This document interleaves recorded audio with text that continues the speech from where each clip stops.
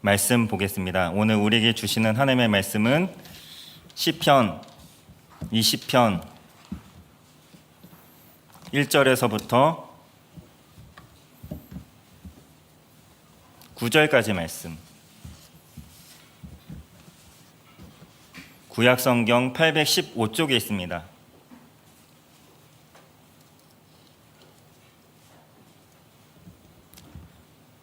저 한 절, 여러분 한 절 교독하겠습니다. 환난 날에 여호와께서 내게 응답하시고 야곱의 하나님의 이름이 너를 높이 드시며 널 도와주시고 시온에서 너를 붙드시며 내 모든 소재를 기억하시며 내 번제를 받아주시기를 원하노라. 내 모든 계획을 이루어 주시기를 원하노라.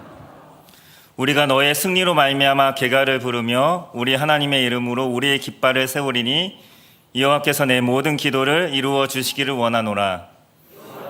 자기에게 기름 부음 받은 자를 구원하실 줄 이제 내가 아노니 그의 오른손에 구원하시는 힘으로 그의 거룩한 하늘에서 그에게 응답하시리로다. 어떤 사람은 병거, 어떤 사람은 말을 얻지 않아 우리는 여호와 우리 하나님의 이름을 자랑하리로다. 그들은 비틀거리며 엎드러지고 우리는 일어나 바로 서도다. 함께 읽겠습니다. 여호와여 왕을 구원하소서. 우리가 부를 때에 우리에게 응답하소서. 아멘. 오늘은 날마다 승리를 경험하려면이라는 제목으로 말씀을 전하겠습니다. 오늘 우리가 읽은 시편 20편 말씀은 전쟁에서 승리를 기원하는 시입니다. 왕이 전쟁을 치르기 위해서 군사들을 이끌고 출정하기에 앞서서 성전에서 하나님께 제사를 드리는데, 제사를 드릴 때 왕과 온 백성들이 함께 불렀던 출정시라고 할 수 있습니다. 우리가 읽지는 않았지만 시편 20편과 짝을 이루는 다음 시편 21편은 전쟁에서 승리를 주신 하나님께 감사하는 개선시입니다. 이 시편은 전쟁하러 나갈 때 부르는 시편이고, 21편 말씀은 이 시편의 간절한 기도와 간구를 들으신 하나님, 승리를 허락하신 하나님께 감사하는 찬양시라고 할 수 있습니다. 시편 20편은 특별히 삶의 환난 가운데 있거나 삶에서 아주 중요한 순간을 앞두고 있을 때, 그때 올려드리는 기도가 될 수 있고요. 이 시편의 말씀을 가지고 믿음으로 기도할 때 시편 21편의 승리의 응답이 따라오게 된다는 것입니다. 부디 오늘 하나님께서 주신 이 말씀으로 전쟁과도 같은 삶의 현장에서 우리가 여러 가지 문제들과 치열하게 싸울 때 하나님께서 승리를 허락하심으로 하나님께 감사의 찬양을 부르게 되는 저와 여러분이 될 수 있기를 간절히 소원합니다. 우리가 날마다 승리를 경험하기 위해서는 반드시 해야 할 일들이 있다는 것입니다. 오늘 시편의 말씀을 통해서 살펴보겠습니다. 먼저 하나님께서 기뻐하시는 예배를 드려야 합니다. 3절 말씀에 보면 내 모든 소재를 기억하시며 내 번제를 받아주시기를 원하노라. 여기서 시인은 하나님께서 소재와 번제를 받아주시기를 그 무엇보다 원하고 계시다고 말씀을 합니다. 하나님께서 우리의 예배를 받아주시기를 원한다는 것입니다. 소재와 번제, 지금으로 말하면 예배입니다.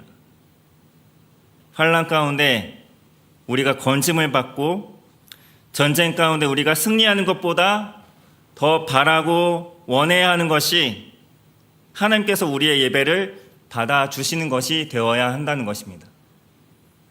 다시 말해서 우리가 지금 전쟁하러 나가는데 그 전쟁에서의 승리보다 더 중요한 것은, 우리가 더 갈망하고 바라야 하는 것은 우리의 예배를 하나님께서 받으시는 것입니다. 사랑하는 성도 여러분, 우리가 예배를 드리는 이유가 무엇입니까? 은혜 받기 위해서입니까? 우리가 기쁘게 찬양드리고 하나님의 말씀에 은혜 받고 감동받기 위해서입니까? 모두 틀린 말은 아닙니다. 그것이 잘못되었다는 말도 아닙니다. 그러나 본질은 그것이 아니라는 것이죠. 예배에서 가장 중요한 것은 우리가 은혜를 받고 못 받고의 문제가 아니라 하나님께서 그 예배를 기뻐 받으시느냐 그렇지 않느냐였습니다. 예배의 주인은 우리가 아닙니다. 예배의 주인은 하나님이십니다. 주인이 기뻐하지 않는 예배는 아무 소용이 없습니다. 우리가 예배를 드린다고 말하지 우리가 예배를 누린다고 말하지는 않습니다. 우리가 아무리 예배를 드려도 예배의 주인이신 하나님께서 받지 않으시면 그 예배는 아무 의미가 없는 것입니다. 가인의 제사처럼 말입니다. 우리 하나님은 마음의 중심을 감찰하시는 분이십니다. 찬양대의 찬양도 예배하는 이들의 마음을 감동시키기 위함이 아닙니다.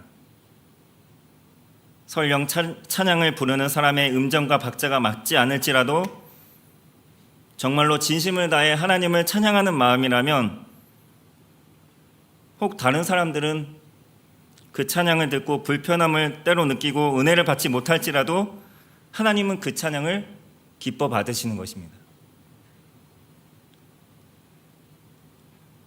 아무리 세련되고 멋진 찬양을 불러도 자신의 노래 실력을 뽐내고 사람들의 칭찬과 박수를 받기 위해서 찬양을 부른다면 다른 사람들은 그 찬양에 감동하고 박수칠 수 있지만 하나님은 그 찬양을 기뻐 받지 않으실 수 있다는 것입니다. 하나님께서 가장 원하시는 것은 그분의 자녀들인 우리가 진정으로 하나님께 드리는 예배입니다. 하나님은 우리를 모두를 예배자로 부르셨습니다. 예배드리는 자리는 오직 하나님만이 주인이 되시고 영광 받으시는 자리입니다. 찬양이든 기도이든 설교 말씀이든 떨리는 마음으로 성령의 감동과 진리의 말씀으로 예배가 드려질 때 하나님께서 그 예배를 기뻐 받으십니다. 예배가 왜 그렇게 중요합니까? 초기 기독교 시대에 로마 제국의 핍박과 박해 가운데 많은 신자들이 박해를 피해 카타콤이라는 미로와 같은 지하 어두컴컴한 동굴에서 여러 세대가 모여 함께 살았습니다. 할아버지, 할머니, 아버지, 어머니, 손자와 손녀 모두가 함께 살았습니다. 혼자 조용히 집에서 골방에서 예배드리고 그렇게 살아도 되는데 왜 굳이 온 가족이 온 세대가 많은 사람들이 다 같이 모여서 칙칙하고 그 어두운 동굴에서 살았을까요? 그것도 오랜 세월을 세대를 거쳐가면서 말입니다. 기록에 따르면 당시 카타콤의 열악한 환경, 햇빛을 보지 못하고 사람들이 죽어나가도 그 옆에 그냥 묻어두는 겁니다. 그 시체와 함께 거주하기 때문에 카타콤에 거주하던 신자들 중에 나병 환자들이 그렇게 많았다고 전해집니다. 자기 가족 중에 어느 누군가가 나병에 걸려 손가락과 발가락이 떨어져 나갔는데도 그 동굴에 계속 머무는 것입니다. 왜 그들은 그렇게 한 것입니까? 그것은 공동체의 예배를 지키기 위함이었고 드리기 위함이었습니다. 성도 여러분, 공동체 예배가 그만큼 중요한 것입니다.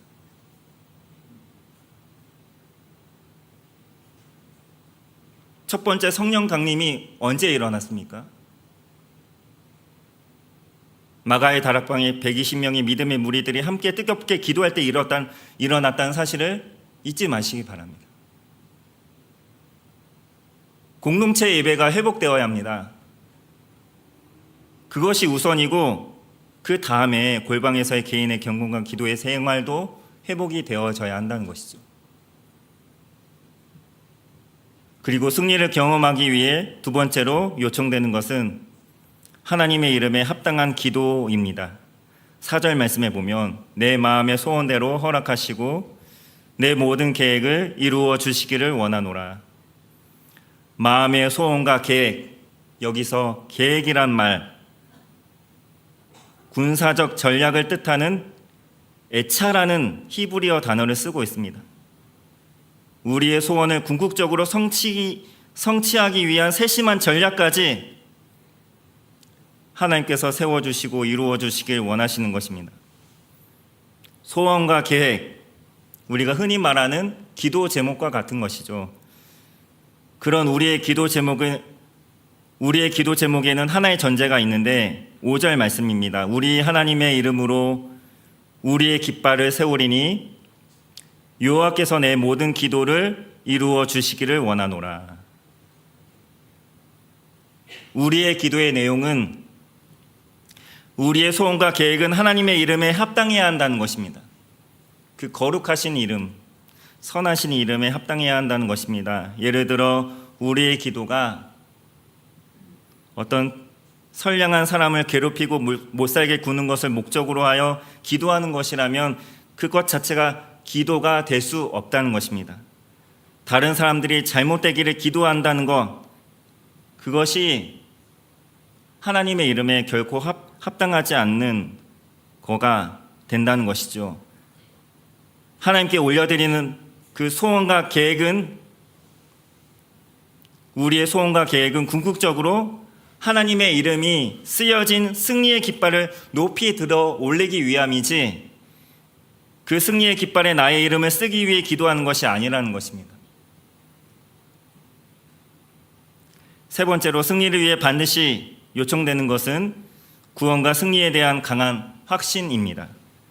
6절 말씀에 보면 여호와께서 자기에게 기름 부음 받은 자를 구원하시는 줄 이제 내가 아노니. 여호와께서 자기에게 기름 부음 받은 자를 구원하시고 승리케 하신다는 것입니다. 하나님께 기름 부음을 받았다는 것, 하나님께 택함을 받았다는 뜻이죠. 믿는 자들은 바로 성령을 통해 기름 부음을 받은 자, 곧 택함을 받은 자들입니다. 바로 우리들을 가리키는 말씀입니다. 만약 하나님께로부터 기름 부음을 받고 택함을 받은 자가 전쟁에서 지고 망하게 되면 어떻게 됩니까? 하나님의 신실하심에 큰 치명적인 문제가 생기는 것입니다. 하나님은 더 이상 신뢰할 수 없는 분이 되는 것이죠. 하나님의 능력이 의심받게 되는 것입니다. 그렇기 때문에 하나님은 기름 부음 받은 자들을 망하게 하시는 일을 결코 허락하지 않으십니다. 그 하나님의 능력과 신실하심에 근거하여 하나님의 택하심을 받은 자들은 반드시 승리하게 되어 있다는 것입니다. 이것은 우리가 흔히 하는 다 잘 될 거야,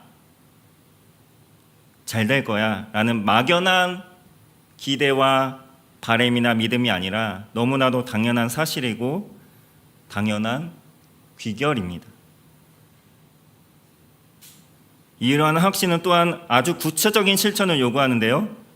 단지 하나님을 믿습니다라는 믿음의 선포로 끝나지 않는다는 것입니다. 7절 말씀에 보면 어떤 사람은 병거, 어떤 사람은 말을 의지하나 우리는 여호와 우리 하나님의 이름을 자랑하리로다. 진정 삶에서 하나님을 온전히 의지하고 자랑하는 삶으로 실천되는 믿음입니다. 병거와 말, 지금으로 말하면 무엇이 될 수 있겠습니까? 돈이나 물질이나 사람을 의미하지 않겠습니까? 우리는 그런 세상적인 것들, 돈이나 사람을 의지하고 있습니까? 아니면 세상 권력을 의지하고 있습니까? 또한 그와 같은 것들 또한 자랑하고 있지는 않습니까? 내 인간관계, 내 인맥을 자랑하고 내 힘을 자랑하고 있습니까? 만일 그와 같은 것들을 의지하고 자랑하는 사람이라면 그 사람이 신실하신 하나님의 이름을 부르고 예배를 드리며 기도하는 것은 그저 외식에 불과하다는 것이죠. 사랑하는 성도 여러분, 오늘 말씀을 통해 우리 자신을 살펴보길 소원합니다. 나는 정말 하나님만을 의지하고 있는지, 하나님만 자랑하고 있는지, 하나님만 의지하고 하나님만을 자랑하는 자가 참된 그리스도인입니다. 그리고 마지막으로 우리는 신실하신 하나님의 이름을 불러야 합니다. 9절 말씀에 보면 여호와여 왕을 구원하소서, 우리가 부를 때에 우리에게 응답하소서. 우리가 이처럼 하나님의 이름을 부를 수 있는 이유, 하나님은 우리에게 언제나 신실하시기 때문에 그렇습니다. 1절 말씀에 특별히 야곱의 하나님의 이름이라고 말씀을 하고 있습니다. 야곱의 하나님, 이렇게 언급한 것은 언약에 신실하신 하나님이라는 뜻입니다. 그 하나님의 이름을 믿음으로 부르짖는다는 뜻입니다. 전쟁에 나갈 때 우리가 하나님의 이름을 부를 수 있는 근거는 하나님의 신실하심, 하나님의 그 언약에 신실하신 하나님의 그 기초를 두고 있다는 것입니다. 우리는 그 신실하신 하나님의 이름을 부르면서 영적 전쟁에 임해야 합니다. 말씀을 맺도록 하겠습니다. 사랑하는 성도 여러분, 오늘 우리가 함께 살펴본 시편 20편 말씀 한 구절 한 구절을 정말로 진실된 마음으로 묵상하시고 댁에 돌아가셔서도 또한 일상을 살아가실 때 수시로 이 말씀을 읽고 선포하시기 바랍니다.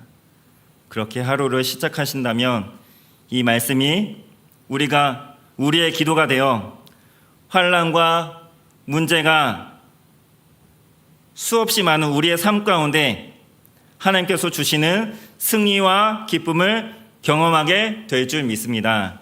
말씀으로 승리하시는 저와 여러분 모두가 될 수 있기를 간절히 소원합니다. 기도하겠습니다.